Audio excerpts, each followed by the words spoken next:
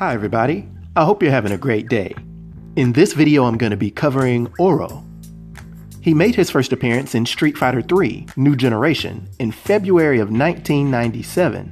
He's an extremely powerful Japanese hermit that only stands 5 feet 3 inches tall, weighs 156 pounds, and has red eyes and a little bit of black hair. Now, he's one of the most powerful characters that has ever appeared in Street Fighter, and this is primarily due to him mastering the mythical and ancient Chinese martial art of Senjutsu. He has complete control over his body and his ki energy, thus affording him vast superhuman strength and stamina, despite the fact that he's 140 years old. The esoteric nature of Senjutsu has also given him functional immortality, which is shown by him being so old in the first place, as well as him being able to survive extreme conditions. One such example being him literally riding on top of a plane as it crosses the world. His study of this martial art has also given him access to telekinesis.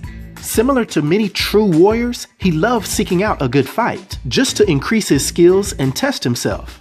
But due to him being aware that he possesses such immense power, he willingly fights in competition with a spell binding his dominant arm, just so that it would be an interesting and fair fight. And in addition to being the only known master practitioner of the Senjutsu, it's also shown that Oro is capable of using a form of the Satsui no Hado, or Dark Hado, which only a few others, such as Akuma and Ryu, have been shown to be able to use effectively. Now, Oro is the second oldest being in the Street Fighter universe, right after Necalli, and he happens to be the shortest playable male character of the Street Fighter universe, as I mentioned earlier, only standing about 5 feet 3 inches tall. He keeps a very fun-loving yet eccentric personality, but this belies his deep wisdom.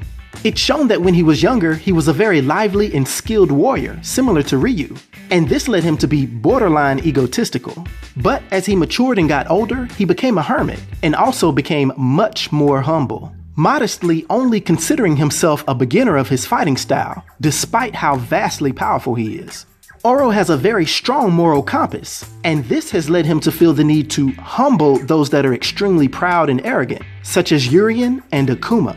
Matter of fact, Oro is one of the very few that can match Akuma in battle. The two of them have been shown to fight to an exact draw before calling off the battle. They stopped because of the fact that they both sensed that if they were to continue at their full potential, it would result in both of them being killed. Naturally, this has led to them both having a tepid respect for each other.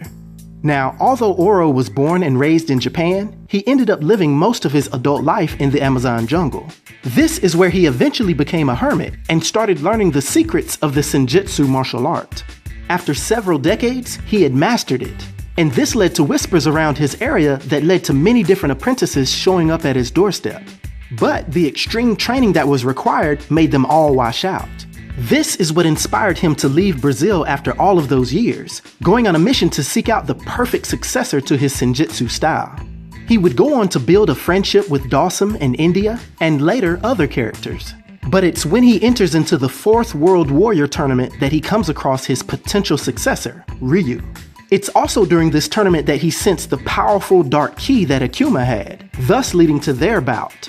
But ultimately, Oro keeps his eye on Ryu, patiently training the powerful young fighter to one day take his place. It's also an exciting prospect to him that one day Ryu may become powerful enough that he could finally spar with someone using both arms in a fair and equal fight. Now, due to his powers and abilities and his influence on the Street Fighter universe, for my 1 to 10 rating, I'll give Oro a rating of 10, which is a legendary rating. I hope everyone enjoyed this video. I'll talk to you next time. Be sure to like and subscribe to The New Sage.